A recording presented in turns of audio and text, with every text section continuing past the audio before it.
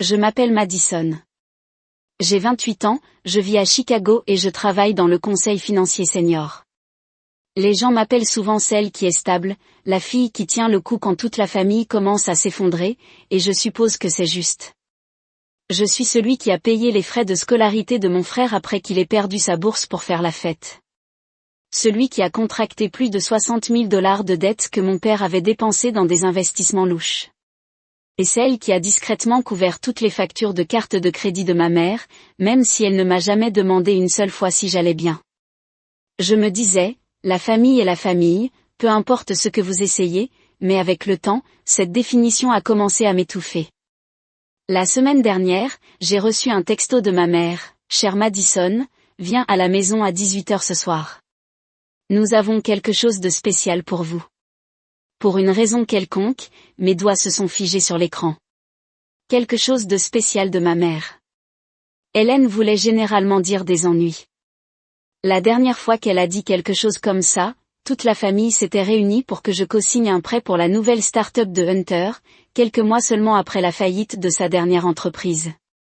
J'étais assis dans ma voiture garée devant la maison de banlieue à 2 étages que j'avais contribué à payer il y a 4 ans.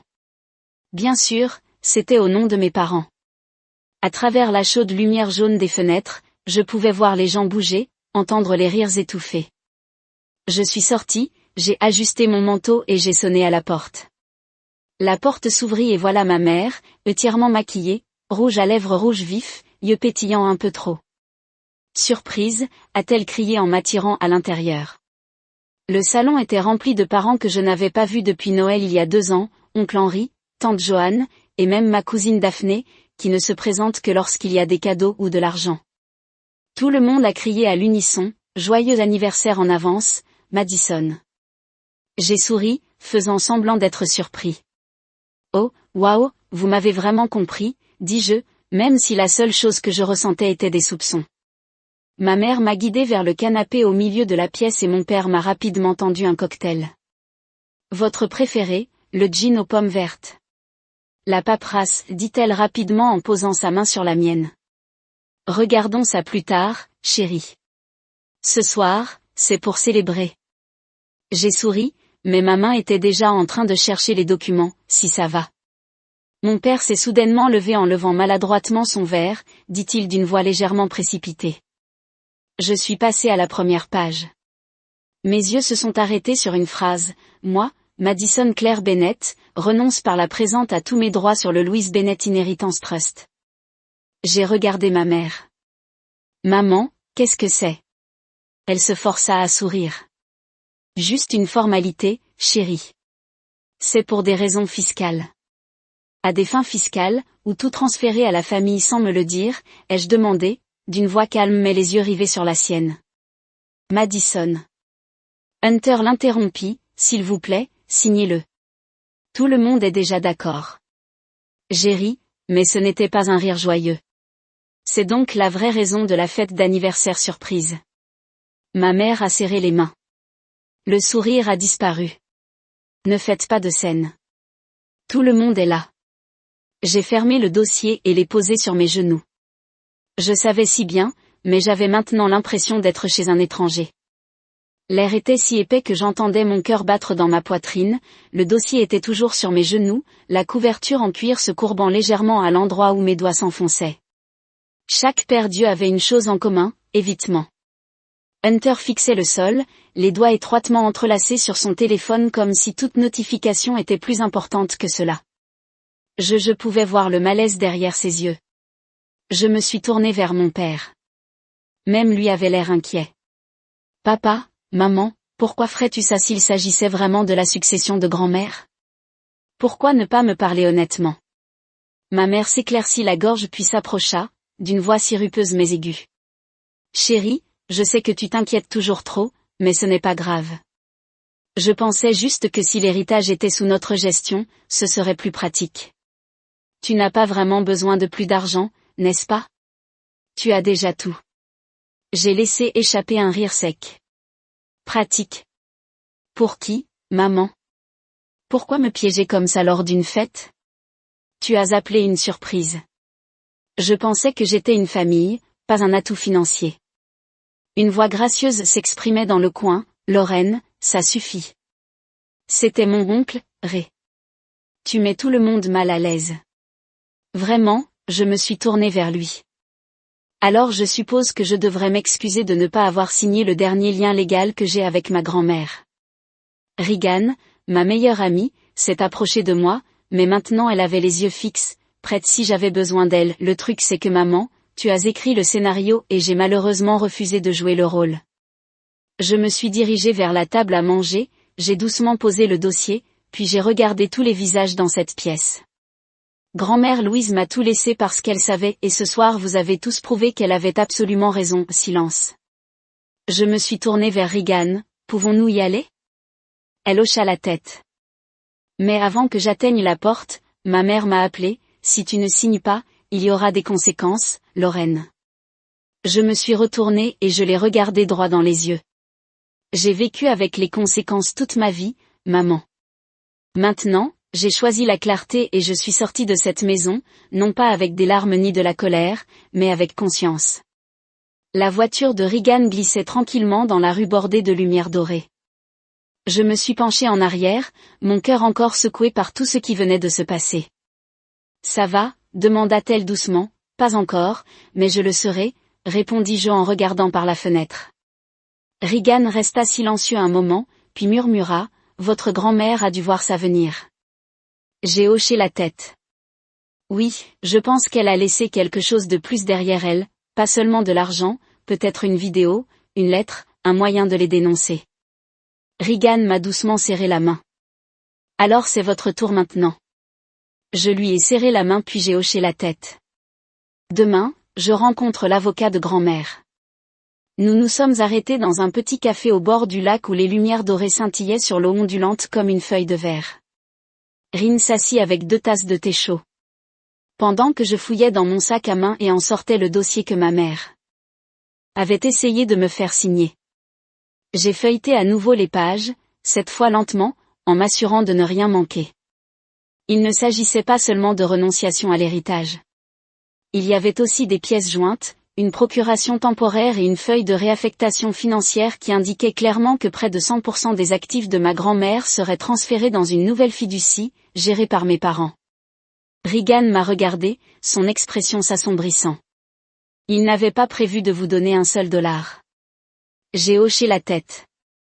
En plus de cela, il prévoyait d'utiliser mon nom pour que tout cela ait l'air légal. Si je signais ceci, je leur remettrais les clés moi-même.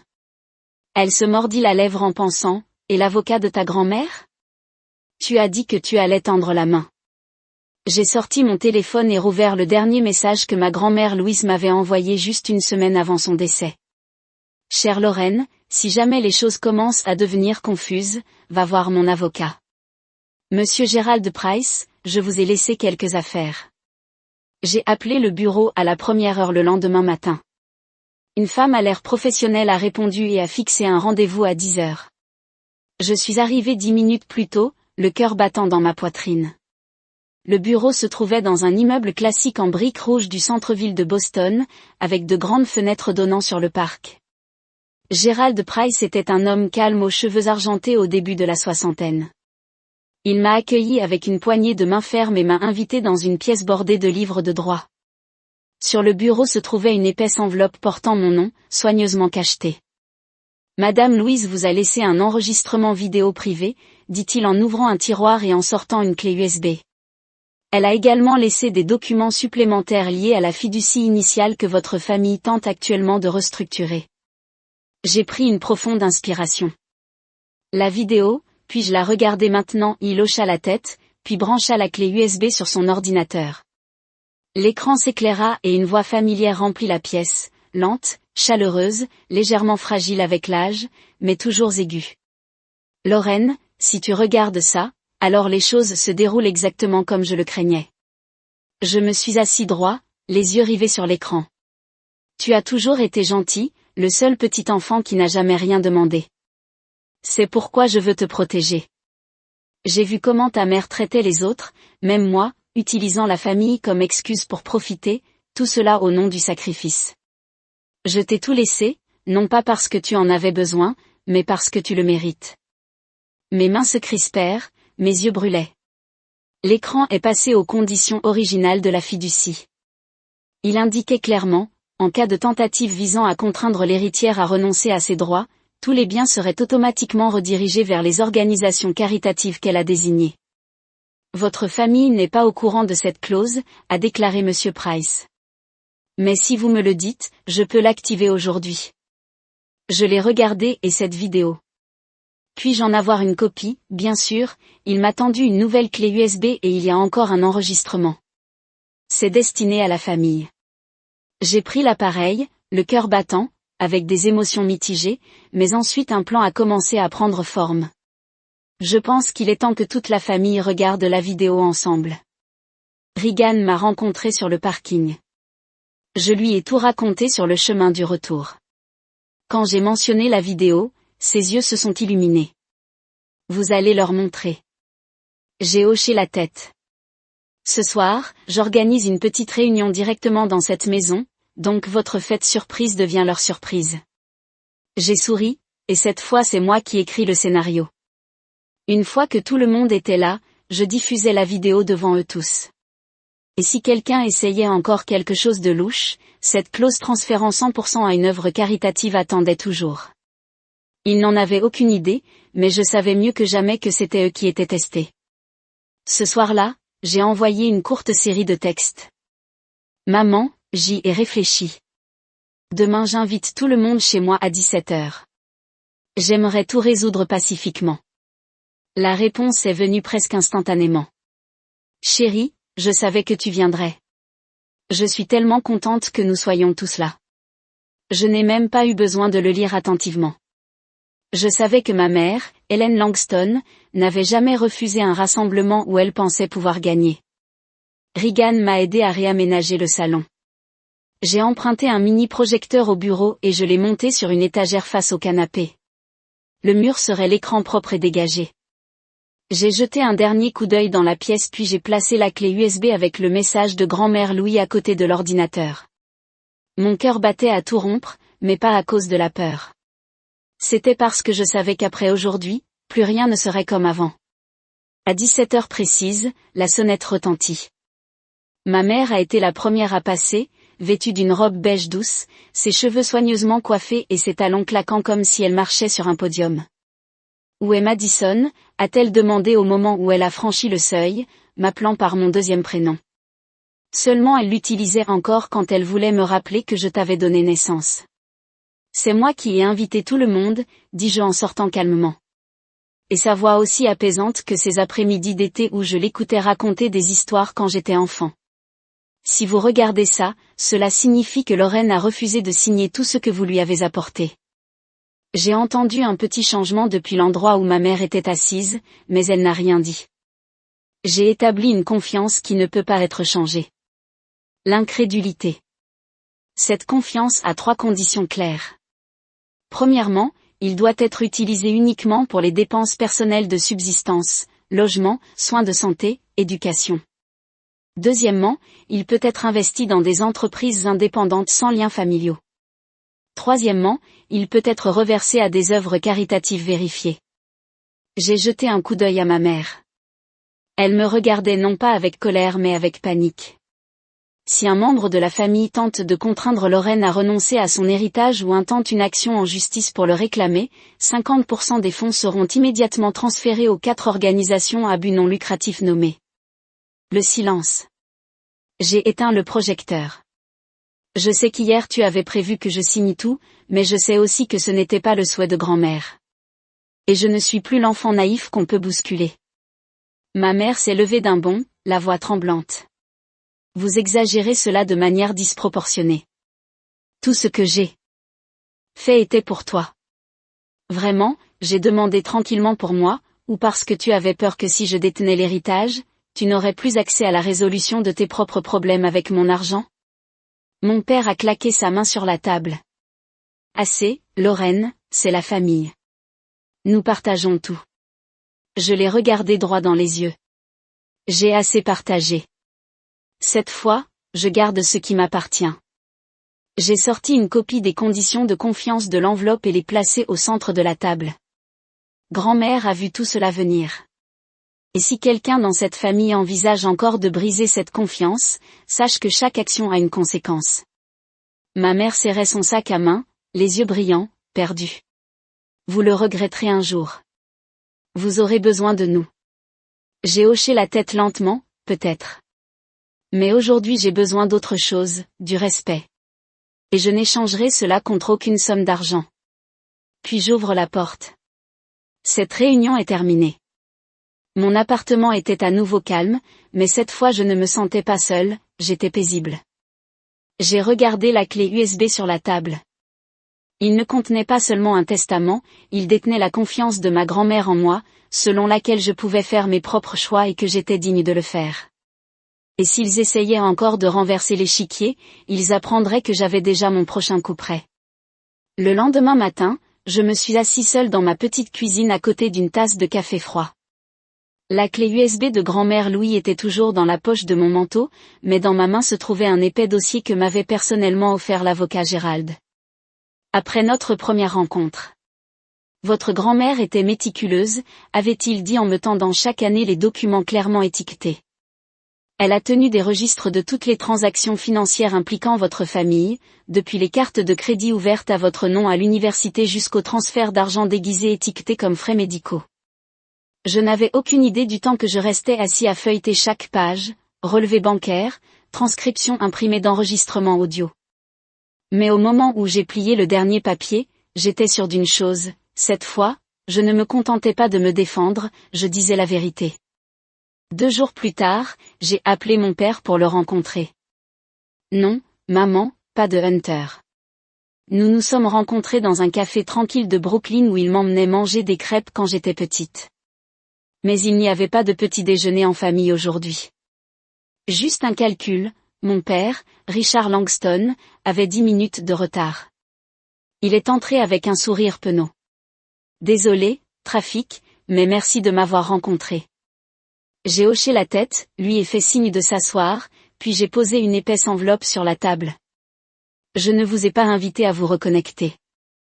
Je vous ai demandé ici d'être clair sur certaines choses. Il regarda l'enveloppe en fronçant les sourcils, qu'est-ce que c'est? Je l'ai glissé vers lui, des documents, des prêts que vous avez contractés à mon nom, des cartes de crédit que maman a ouvertes mais drainées de mon compte étudiant et des relevés des fois où vous avez tous les deux demandé de l'argent pour aider Hunter. Cela a fini dans le compte personnel de maman en Floride. Il rit nerveusement, tu as tout faux, Lorraine. C'était tout pour la famille. Tout le monde fait ça. Je l'ai regardé droit dans les yeux pour la famille. Sais-tu que quand j'avais 21 ans, j'ai travaillé 3 fois pour rembourser cette dette de carte de crédit pendant que tu étais à Atlantic City en jouant? Son visage se figea. J'ai continué, la voix calme. Tu te souviens quand maman m'a appelé en pleurant, disant que Hunter avait eu un accident de voiture et qu'il avait besoin de $8 000 pour une opération? J'ai sorti un relevé bancaire imprimé. 2 heures plus tard, cet argent est allé chez un concessionnaire automobile à Miami où elle a acheté à un prix intéressant un Range Rover d'occasion. Où as-tu entendu ça, balbutia-t-il. J'ai glissé sur un autre papier, un enregistrement de sa conversation avec le vendeur. Grand-mère l'a gardé. Elle le savait, elle l'a toujours su. Mon père se pencha en arrière et s'essuya le visage. Pour la première fois, il n'était plus l'homme calme dont je me souvenais. Il ressemblait à quelqu'un qui perdait le contrôle du jeu. Qu'est-ce que tu veux? A-t-il demandé. Ne faisant plus semblant d'être calme, j'ai croisé les bras. Pas d'argent, pas d'excuses, juste ça. Arrête, il plissa les yeux. À partir de maintenant, toi et maman ne touchez plus à l'odeur de mon héritage. Plus d'appels téléphoniques, de mendicité, plus de fausses urgences, plus de numéros de compte accidentels de Hunter. Je me suis penché en avant, d'une voix ferme, si quelqu'un dans cette famille essaie à nouveau d'accéder à la fiducie, je porterai plainte et j'ai tout prêt pour aller au IRS ou à l'unité des crimes financiers. Il ouvrit la bouche pour répondre, mais je l'interrompis. Et encore une chose, je sais que vous cherchez à engager un autre avocat pour contester le testament, mais la clause de fiducie est très claire, en cas de coercition ou de litige juridique, 50% des actifs vont directement à une œuvre caritative. Je restai debout, rassemblant mes documents. Alors si vous voulez appeler maman pour élaborer une stratégie, allez-y, sachez simplement que chaque faux mouvement vous coûtera la moitié. Il m'a regardé en essayant de déterminer si je le pensais vraiment. J'ai fait un léger sourire. Tu m'as appris à jouer aux échecs. Rappelez-vous, sacrifiez le pion pour protéger la reine. On dirait que vous avez choisi la mauvaise pièce cette fois. Je suis sortie de ce café sans me retourner et pour la première fois depuis des années, mes pas semblaient en apesanteur. Ce n'était plus une question d'argent. Il s'agissait de reprendre le contrôle de ma propre vie, quelque chose qu'il n'aurait jamais pensé que je serais assez courageux pour faire. Lundi matin, je suis arrivée au bureau de l'avocat Gérald Price à 8h45. La réunion de famille était prévue à 9h et je voulais être la première là-bas, non par politesse, mais pour vérifier que tout était prêt. La salle de conférence était parfaitement préparée, le projecteur avait été testé et les documents reliés étaient soigneusement disposés sur la table. Sur l'écran se trouvait l'image d'ouverture en pause de la vidéo finale. Grand-mère Louise avait enregistré son visage sévère, ses yeux féroces derrière ses lunettes. Gérald entra avec un autre dossier épais. Tout est en place, comme demandé, toutes les preuves financières ont été imprimées et clairement marquées. J'ai hoché la tête, bien, pas de plaisanterie quand ils arrivent ici. À 9h précises, j'arrive. La porte s'ouvre. Ma mère, Hélène, est arrivée la première, suivie de mon père, Richard et Hunter. Ils s'habillaient comme s'il s'agissait d'une réunion de conseil d'administration, maman dans un blazer gris ardoise, papa portant sa cravate rouge emblématique, sa cravate puissante, comme il l'appelait. Hunter ne dit rien, les mains fourrées dans ses poches, évitant mon regard. Gérald commença, merci à tous d'être arrivés à l'heure. Nous sommes ici pour regarder la dernière vidéo laissée par Madame Louise Olsen et pour divulguer les conditions définitives de la succession et des actions de la société. Ma mère se moqua légèrement. J'espère que celle-ci n'est pas aussi théâtrale que cette vidéo surprise chez elle. Je n'ai pas répondu, j'ai juste appuyé sur play. L'écran s'est allumé et la voix de grand-mère a résonné, ferme et claire. Si vous regardez ça, alors les choses se sont déroulées exactement comme je m'y attendais. Hélène, Richard, je sais tout ce que vous avez fait, des retraits non déclarés à l'utilisation des fonds de l'entreprise pour des dépenses personnelles, en passant par chaque transaction, chaque relevé bancaire, chaque rapport falsifié documenté. Le visage de ma mère est devenu pâle. Mon père jeta un coup d'œil nerveux à Gérald comme s'il espérait qu'il éteindrait la vidéo. J'ai transféré la pleine propriété de Langston & Hartley, la société que j'ai cofondée avec mon mari, à Lorraine. Elle est la seule de cette famille à ne pas utiliser notre nom pour gagner de l'argent, à ne pas mentir et à ne pas dissimuler l'avidité dans la loyauté familiale. Hunter leva les yeux, stupéfait. Ma mère s'est levée d'un bond. Absolument pas. Cette entreprise est l'héritage de mon père et elle appartient désormais au seul qui honore encore cet héritage, dis-je en me levant. Je suis l'héritier légal et voici le transfert de propriété, notifié et déposé. J'ai placé devant eux l'accord signé et les documents d'enregistrement de Gérald. C'est illégal, a crié mon père en claquant la table. Je suis toujours le PDG par intérim. J'ai des droits. Vous avez des droits jusqu'à ce que vous soyez contraint de démissionner.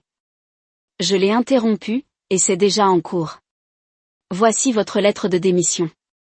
Si vous refusez de signer, tous les dossiers financiers, y compris les fonds mal utilisés de l'entreprise, seront transmis à la SEC pour enquête. J'ai glissé un autre fichier. À l'intérieur se trouvent des enregistrements de paiements effectués au Riverfront Casino sous un faux nom et des factures de la mère de l'hôtel de luxe utilisé pour ses conférences du week-end. Personne n'a dit un mot. Ajouta Gérald. De plus, si quelqu'un tente d'interférer avec ce transfert ou de menacer l'héritier, la clause de protection des actifs de la fiducie s'activera, transférant la moitié de la valeur de l'héritage à des organismes de récupération en cas d'abus financier. J'ai regardé ma mère. Tu disais que j'étais trop sensible, mais tu avais tort. J'étais tout simplement trop patient. La main de mon père trembla alors qu'il cherchait la lettre de démission. Si je signe ceci, tu resteras silencieux ? Je ne veux pas blesser le nom de la famille, dis-je. Mais si vous continuez à essayer de me manipuler, je n'hésiterai pas à révéler la vérité. Richard regarda ma mère. Elle n'a rien dit. Son visage était constitué de lèvres blanches fantomatiques étroitement pressées. Finalement, il a signé. J'ai rassemblé les papiers, je les ai regardés une dernière fois. À partir de ce moment, tous les biens familiaux partagés seront audités de manière indépendante. Toutes les cartes de crédit secondaires sont annulées. L'appartement de l'entreprise est récupéré. Les fonds discrétionnaires sont gelés. Hunter marmonna, Lorraine, c'est allé trop loin. Je me tournai vers lui. Non, Hunter, cela aurait dû se terminer depuis longtemps. Aujourd'hui, il est simplement réécrit avec la vérité. La porte de la salle de conférence se referma doucement derrière moi. Pas de claquement, pas de drame. Mais je savais pour eux que ce son résonnait plus fort que n'importe quel dernier mot. Et je n'ai pas regardé en arrière. Je n'en avais pas besoin. 2 semaines après cette réunion fatidique, j'ai officiellement pris la relève en tant que nouveau PDG de Langston & Hartley, l'entreprise que ma grand-mère, Louise, avait contribué à créer avec mon arrière-grand-père alors qu'elle n'était qu'un petit cabinet d'avocats à Cambridge. C'est aujourd'hui l'une des sociétés de conseil en investissement les plus respectées de la Nouvelle-Angleterre. Et moi, la petite fille autrefois renvoyée comme simple comptable, j'étais maintenant assise dans le bureau du dernier étage où la plaque signalétique de mon père était accrochée depuis plus de 20 ans. Je n'ai pas beaucoup changé l'apparence du bureau. J'ai seulement remplacé le vieux portrait de mon père au mur par un tableau de ma grand-mère, un chemin forestier éclairé par les dernières lueurs du jour. Je pense qu'elle aurait aimé ça. Mais je n'ai pas simplement repris l'entreprise. J'ai fait autre chose, quelque chose qui, je crois, était le souhait tacite de ma grand-mère. J'ai fondé la Fondation Louise Olsen, une organisation à but non lucratif dédiée à fournir une éducation financière aux jeunes et à conseiller ceux qui sont manipulés financièrement par leur propre famille. La majeure partie du budget de la fondation provenait de 20% des bénéfices de l'entreprise, ce que j'ai écrit dans une résolution du conseil d'administration qui a été adoptée, non sans surprise. Mais je savais qu'une fois qu'ils auraient compris le but, ils l'apprécieraient. Cet après-midi-là, j'ai reçu un SMS d'un numéro inconnu. Lorraine, c'est maman. Votre père vient de sortir de l'hôpital. Nous devons parler. J'ai mis quelques minutes avant de répondre. Vendredi, 15h, mon bureau. Ils sont arrivés à l'heure. Ma mère avait l'air toujours aussi raffinée, même si elle semblait fatiguée. Mon père avait l'air sensiblement plus âgé, son visage décharné après une récente hospitalisation pour une légère insuffisance cardiaque. L'arrogance avait disparu, remplacée peut-être par la fatigue due à trop de projets ratés. Lorraine, ma mère a commencé, nous ne sommes pas là pour demander de l'argent, nous voulons juste avoir de vos nouvelles. Clairement. Je me suis assis en face d'eux. 2 petites enveloppes reposaient sur la table. Je n'essaie pas de t'exclure pour toujours, mais je ne peux plus être la solution de secours financière de la famille. J'ai fait glisser les enveloppes vers eux. À l'intérieur se trouvaient des listes, des centres de conseil financier indépendants et un programme de traitement contre le jeu et les dépenses compulsives. Je suis prêt à payer pour cela si vous êtes vraiment prêt pour un nouveau départ, mais je n'écrirai pas un autre chèque pour réparer de mauvaises décisions. Ma mère hésita. Pensez-vous que nous sommes des gens horribles ? Je n'ai pas répondu, non pas parce que je n'étais pas ému, mais parce que j'ai appris à ne pas fonder mon avenir sur les remords de quelqu'un d'autre. Ils sont partis tranquillement. Ce soir-là, je suis retourné au bureau de la fondation où un groupe d'étudiants se préparait pour un séminaire sur la reconnaissance des abus financiers au sein des familles. C'est-à-dire que la sœur cadette de Hunter vient de s'inscrire comme bénévole. J'ai souri, bien, au moins la prochaine génération a encore de l'espoir. Elle m'a remis un brouillon papier du site web de la fondation. Que voulez-vous dans la section à propos de nous ?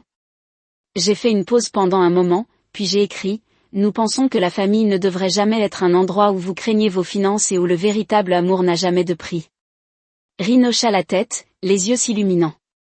Parfait. Votre grand-mère serait fière. J'ai regardé par la fenêtre où les lumières de la ville scintillaient comme Noël. Pour la première fois depuis des années, je n'ai ressenti aucun conflit entre gratitude et culpabilité. Je ne devais plus rien à personne et je vivais enfin une vie qui m'appartenait pleinement.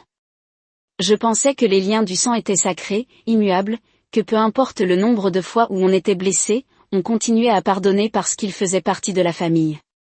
Mais la vérité est que certains liens n'existent que pour vous alourdir, et si vous n'êtes jamais assez courageux pour lâcher prise, vous resterez piégé dans une boucle sans fin d'abnégation cet automne.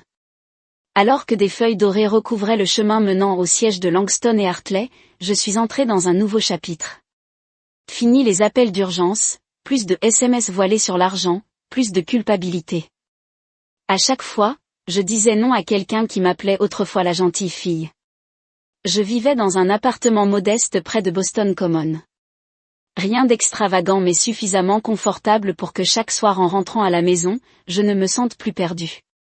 Sur ma bibliothèque se trouvaient de nouvelles photos, moi, Regan et la première équipe de la fondation lors d'une visite sur place dans le Vermont. Hunter et moi partageons la scène pour la première fois lors de l'annonce de la restructuration de l'entreprise. Moi souriant dans un miroir sans faire semblant. Un soir, après un séminaire sur la façon de rompre les liens toxiques dans les relations de sang, Rin s'est assis à côté de moi, les mains enroulées autour d'une tasse de thé chaude. Tu penses que si ta mère appelait encore, tu répondrais? Je suis resté silencieux un moment, puis j'ai secoué la tête, non pas parce que je suis en colère mais parce que je comprends. Chaque fois que j'ouvre cette porte, je leur donne une autre chance de profiter de ce qui m'a pris des années pour récupérer la paix. Regan hocha la tête en suivant la douce lueur des plafonniers. Votre famille ne vous a pas perdu à cause de l'argent. Ils vous ont perdu parce qu'ils n'ont jamais appris à garder quelqu'un dont ils pensaient qu'il ne partirait jamais. Ces paroles sont restées gravées dans ma mémoire jusqu'au lendemain, lorsque j'ai été invité à prendre la parole lors d'une conférence de jeunes pour les personnes blessées par leur propre famille. Je suis monté sur le podium sans un long discours, juste quelques notes et une vérité que je ne cachais plus. Je m'appelle Lorraine et peut-être que la première chose que je veux que vous sachiez est la suivante, vous n'êtes pas égoïste en choisissant de vous protéger. La pièce devint silencieuse. J'ai continué.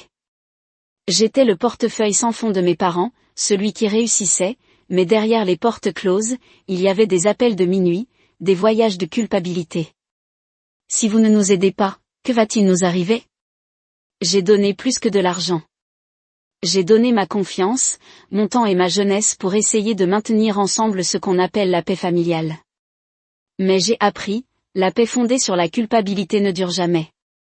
J'ai regardé la première rangée où Hunter était assis tranquillement.